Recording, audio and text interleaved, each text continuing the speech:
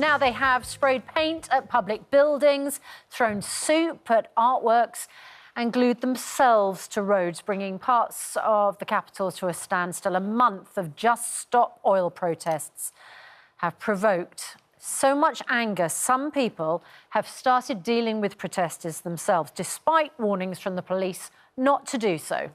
So, should people step in to clear roads or stop damage to public property?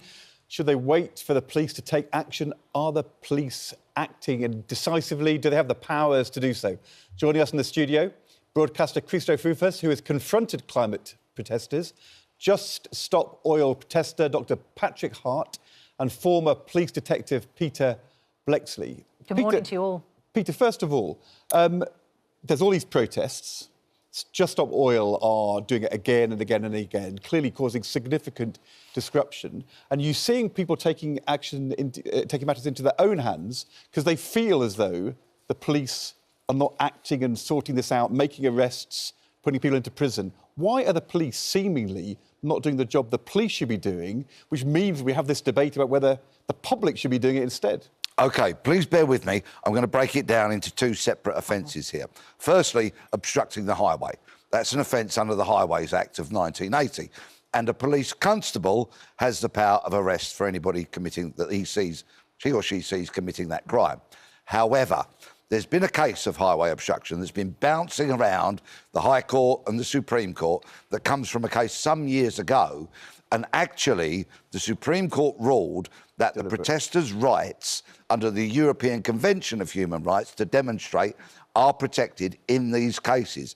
And the police should only act when there is significant disruption. So, if there is an alternative route that a motorist could take, you know, these very senior courts are saying maybe the protesters still have the right to remain there. Now, I know many people are aghast. Susanna, I can see you shaking your head. Well, because I tell you why. Because if I'm driving a car in which I have somebody who needs to go to a doctor's appointment, I would consider a person sitting in front of me blocking the road a significant disruption. I could not agree more. And that is why I would urge the Metropolitan Police and their lawyers to come on, set a precedent here, take some advice and say exactly that point. One person with a hospital appointment, that's significant. Challenge this ruling.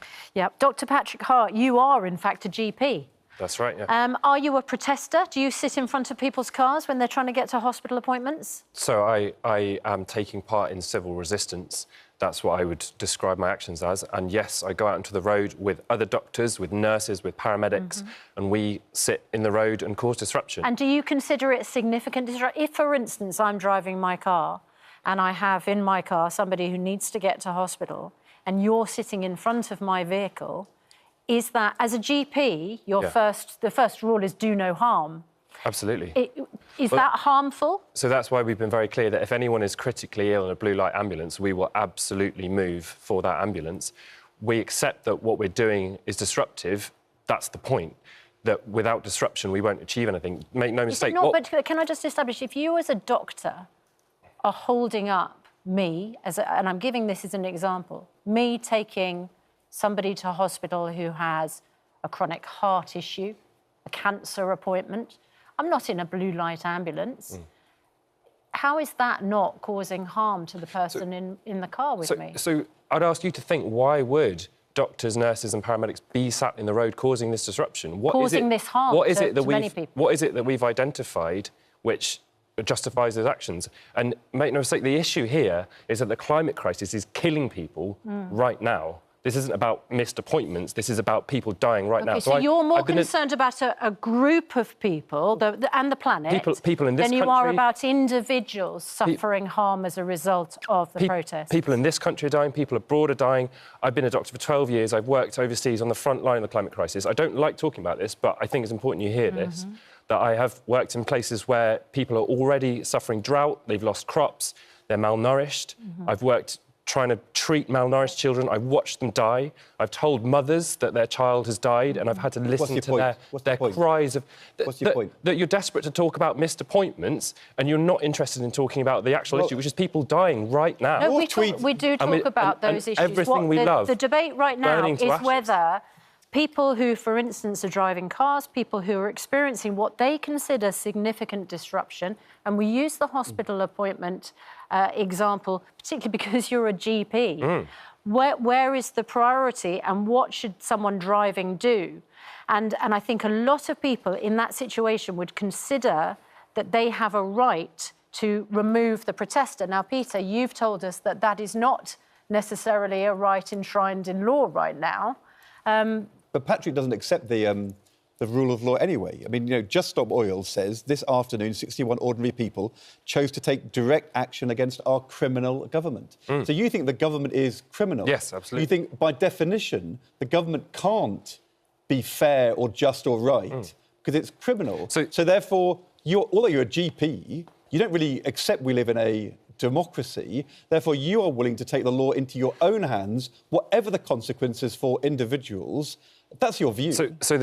It's not my view. The fact is... The fact is the government's a criminal? Yeah, absolutely. So our government's basic duty is to look after our security, and they're failing to do that. They are ensuring that people die today, and that our futures and everything that we love will be destroyed. You are a GP. You are not bigger than the law. You're not bigger than the courts. The idea that you should decide who's criminal or who is not. The government's criminal. We won't obey the law. We won't accept the courts. It's absolutely outrageous. Throughout our history of civilization, the law has been changed to reflect improvements and making the world a better place. Name me a single movement which has managed to achieve positive change for the world that hasn't caused disruption, that hasn't challenged laws that are unjust at the moment. While the you're law is causing protecting disruption, fossil fuel industry.